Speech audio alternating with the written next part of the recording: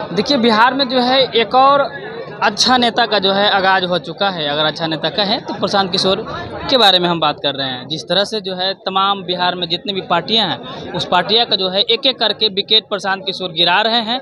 Wicket बोले तो तमाम नेता जो है अच्छे-अच्छे नेता जो हैं एक पार्टी से दूसरी पार्टी में जॉइन कर रहे हैं। दूसरी पार्टी बोले तो प्रशांत किशोर के विचारधारा के साथ जुड़ रहे हैं। हालाँकि अभी जो है प्रशांत किशोर की ऑफ़िशियली अनाउंसमेंट नहीं हुई है कि पार्टी बनी है, लेकिन वो मीडिया को कह चुके हैं कि अब हम जल्द ही इसे पार्टी में कन्वर्ट करने वाले हैं। मेरे साथ जनता है कि आप क्या कहेंगे जिस तरह से देखा जा रहा है प्रशांत किशोर को लेकर के बहुत सारे राजनीतिक में जो है चर्चे हो रहे हैं, उनको फ्यूचर को लेकर के, उनके जो भविष्य में जो राजनीतिक जो बिहार में करने वाले हैं, कहाँ तक देख रहे हैं, आपको क्या लगता है? देखिए, प्रशांत किशोर जी का पहला संकल्प है, हे बिहार के राम जगो मैं तुम्हें जगाने आया हूँ और 100 धर्मों का धर्म एक बलिदान बताने आया हूँ।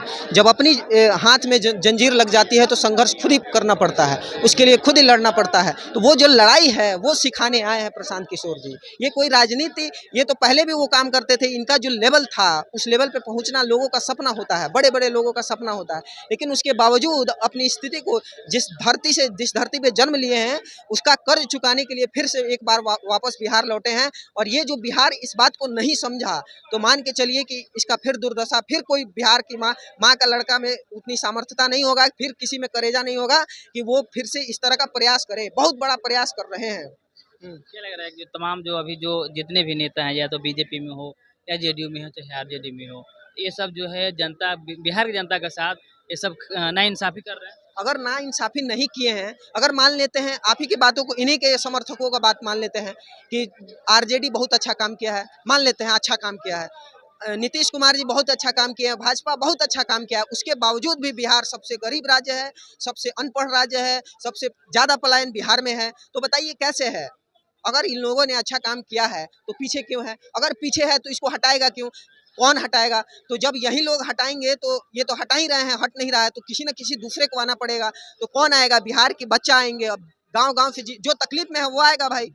तो अब लोग जो जो तकलीफ में है, जो दलित तकलीफ में है, जो भाई हमारा मुस्लिम तकलीफ में है, इन लोगों का गुलामी करते करते थक गया है, क्या लग वो रहा है लोग अब आ रहे हैं। प्रशांत किशोर जो है ना जात की बात करेंगे ना ये धर्म की बात करेंगे, कहने मतलब जो समानताएं जो होनी चाहिए, लोकतंत्र की जो खूबसूरती होनी चाहिए, उस तरह का दिखाई देगा? नहीं, देखिए, हर हर काबिल लोग किसी न किसी जाति से आते हैं। जाति है कि जाति ही नहीं है। नहीं, पार्टी आप जैसे आरजेडी को कहते हैं लोग कि जातिवाद पार्टी है, परिवारवाद पार्टी है, तो इस तरह की मैं बात कर रहा हूँ, वो नहीं मैं नहीं, वो नहीं, मेरा हम वो आपको नहीं। एक मिनट समय दीजिए। जितने भी काबिल लोग हैं वो किसी न किसी जाति से आते हैं और जितने भी जाति है उसमें काबिल लोग हैं। तो जो काबिल लोग हैं उनको मौका दीजिए कि जो जिसकी जितनी भागीदारी उसकी उतनी हिस्सेदारी, केवल कहने के लिए नहीं, करने के लिए भी। अपनी सीट के बंटवारा में भी, चाहे राष्ट्रीय अध्यक्ष के बंटवारा में हो या चाहे अपनी एमएलसी की सीट के बंटवारा में हो, अगर आज तक लोगों का हक हुकूम मारा गया तो कौन मारा है भाई? 30 साल से बिहार में किसकी सत्ता है, आप ही बताइए।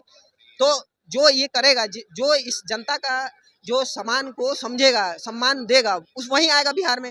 और बिहार के लोग बिहार को बनाएंगे। क्यों कोई बाहर से आएगा भाई? क्यों किसी परिवार के मतलब भरोसे ही रहे? ये पूरा बिहार सारे बिहार का है, तो सारे बिहार के लोग मिलके बनाएंगे। क्यों एक परिवार के लोग बनाएंगे? आप ही तय कीजिए पूरे। अगर पार्टी अगर निर्धारण कर देते हैं, निर्माण कर देते हैं प्रशांत किशोर, तो लग रहा है कि जो बिहार की जो जनता है उनके साथ आएंगे। बिल्कुल आएंगे, क्यों नहीं आएंगे भाई? जो अच्छा प्रयास करेगा उसके साथ बिहार की जनता आएगी। आप बताइए, अगर कोई भी आदमी जिसके पास बिल्कुल समझदारी नहीं है, लेकिन एक तरफ पीतल और एक तरफ सोना रखा गया है, तो कौन उठाएगा? पहले थोड़ा भी समझदारी होगा तो आदमी सोना उठाएगा। तो अब सोना और पीतल की ये भागीदारी है। अब ये जनता तय करेगी भाई कौन सोना है कौन पीतल है।